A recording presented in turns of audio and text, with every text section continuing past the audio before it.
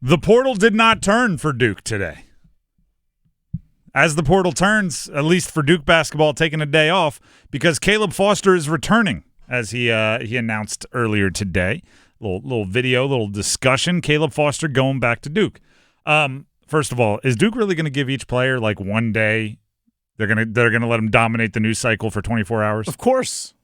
Why wouldn't they? They plan it like that. Con Knipple yesterday.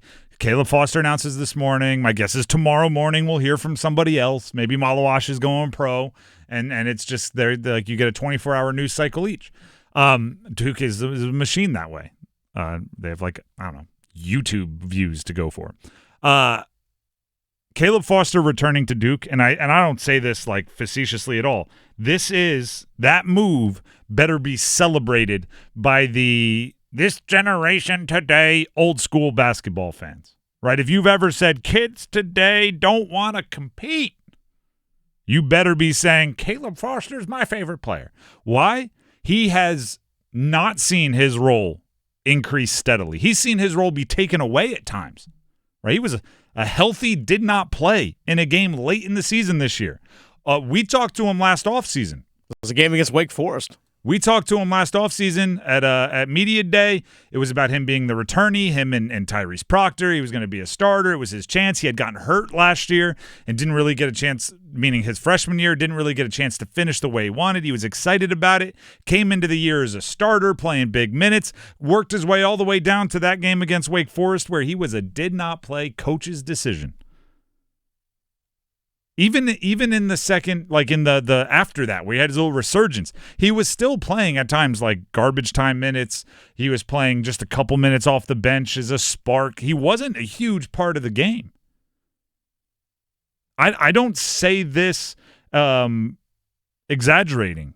I think Duke may be the reigning national champions if Caleb Foster played more in the second half of their loss against Houston in the Final Four. He played really well in the first half, brought some kind of angry, defiant energy, and in the second half wasn't used much, and I think they needed some of that. It is very easy in today's world to hear everything I just said, role fluctuation, sometimes disintegration, the feeling that you could have been used to help your team in a big game and you weren't. It's easy to take that and say, I'm taking my ball and going home. I'm running to some other Power 5 program where I can be a featured player, right? It's not like he would have to run to the mid-major level. He could go to an ACC team and be their leading scorer and wouldn't have to fight that hard for it. But instead, he's returning. He'll compete. He'll improve. And there's no guaranteed role for him next year. Duke's bringing in another top-ranked recruiting class. I guarantee you there'll be a transfer or two. There could be guys like Isaiah Evans, could be guys like Tyrese Proctor coming back. That's what you want, right? That's what the old guard of college basketball wants. Duke fans can get to know him over years.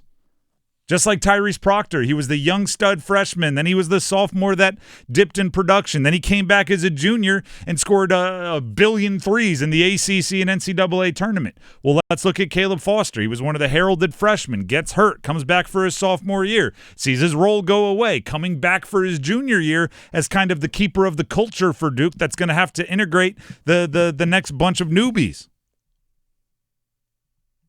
You know who else deserves credit for this? Not just Caleb Foster. Caleb Foster does for not running from a challenge and, sticking where it might be harder, but it might be more rewarding if he pulls it off. Also, credit to Duke. Mm-hmm. Caleb Foster played 532 minutes this year. Tyrese Proctor, who he did all the preseason media with, and they were the two veterans, the only two returnees, he played 1,137 minutes. Proctor more than doubled them up, yet somehow Foster felt he gained enough value, enjoyed his life, enjoyed his time on campus enough that he would like to return. There's a new key in college sports, right? Recruiting has always been key. Now it's retaining. It's recruiting and retaining. And it's not like everyone can retain their their leading scorer if they have, a ton of NIL money to spend, right? Duke's not going to get like a mid-major leading scorer is going to go chase money. Duke's not going to get over bid by somebody for their leading scorer. Like anybody can keep their leading scorer if you have the money. It's hard to keep a guy that played half as many minutes as somebody who he probably thought was near his equal. And then you keep him around. That means you're providing value to everyone on your roster, top to bottom, even those that are not, ACC all-tournament team picks. Do you know what else I thought was interesting? So they put out the video, right? Do it the Duke way. I think it was a 21-minute video. Yeah, why not? I watched it, so credit to them for getting all those minutes watched. They got you hooked. Time spent listening. He did say, and I wrote the quote down, I've got a few guys coming back with me to help me set the standard. My first thought went, oh, really? Go on. This wasn't a media deal, or else there would have been every hand up. I've got to follow up. Who? Name names, please. But if you're looking at the team, there's Isaiah Evans, Tyrese Proctor are really the only options as far as coming back to be, and obviously walk-ons and guys that didn't get in. Darren Harris, who's a scholarship guy, didn't get in the game very much. But a few.